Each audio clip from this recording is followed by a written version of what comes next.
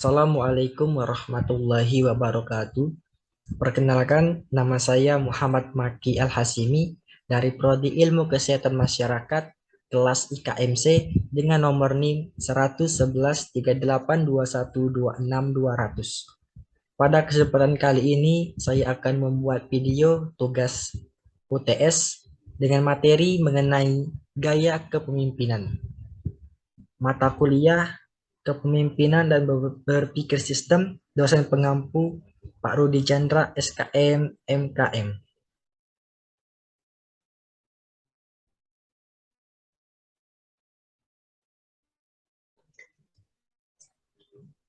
Oke, untuk pembahasan yang pertama itu mengenai konsep kepemimpinan, yang mana kepemimpinan adalah proses menghargai orang lain untuk memahami dan menyepakati tentang apa yang perlu untuk dilakukan dan bagaimana hal tersebut dapat dilaksanakan secara efektif, dan proses memfasilitasi usaha individu atau kelompok untuk memenuhi tujuan-tujuan utama.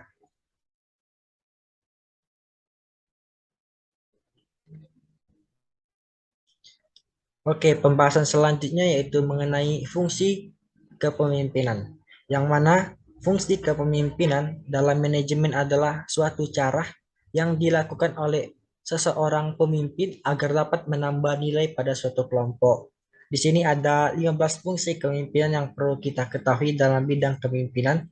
Yang pertama itu ada menyusun strategi yang tepat, yang kedua ada merancang taktik, yang ketiga ada penyelesaian masalah, yang keempat ada pengambilan keputusan yang tepat, yang kelima ada melakukan pengorganisasian dengan teratur, yang keenam manajemennya yang baik, yang ketujuh manajer yang baik dengan pemangku kepentingan, yang kedelapan membangun relasi yang kuat, yang kesembilan memberikan pengaruh dan motivasi yang kuat, yang kesepuluh manajemen waktu yang baik, yang ke-11 membantu mengembangkan orang lain, yang ke-12 beradaptasi dengan perubahan yang ada, yang ke-13 memimpin dengan memberi contoh yang baik, yang ke-14 membentuk dan menerapkan budaya yang positif, dan yang terakhir yang nomor 15 membentuk ketangguhan.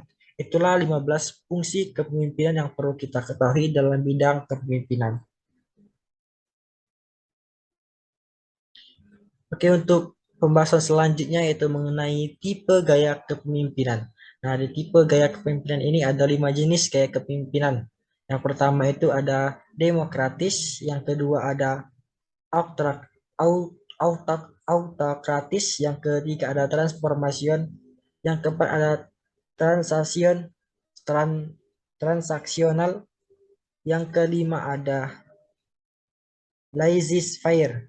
Untuk yang pertama itu ada demokratis, yang mana gaya kepemimpinan demokratis yaitu gaya seseorang pemimpin menjadikan anggota timnya sebagai bagian untuk mengambil keputusan. Setiap anggota tim memiliki suara yang sama bobotnya. Selain itu, pemimpin dengan gaya ini melibatkan semua orang untuk mencapai tujuan bersama.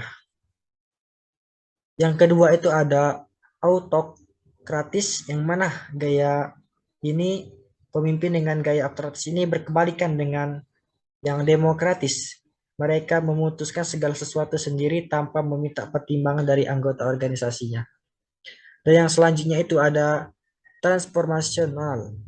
Untuk gaya transformasional ini, pemimpin yang mengadopsi gaya ini melakukan perubahan. Gebrakan yang dilakukan bisa berupa peningkatan kebudayaan, membalikan keadaan, juga mendapatkan keuntungan lebih.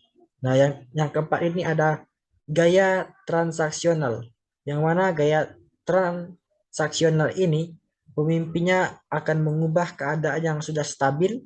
Mereka lebih fokus agar tim melakukan tugas sesuai dengan semestinya, dan fokus lebih ditekankan untuk rencana-rencana jangka pendek.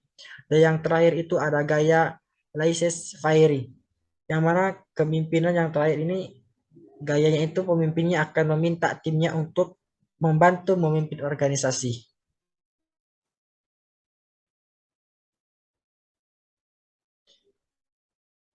Nah, selanjutnya apa gaya kepemimpinan yang cocok di Indonesia?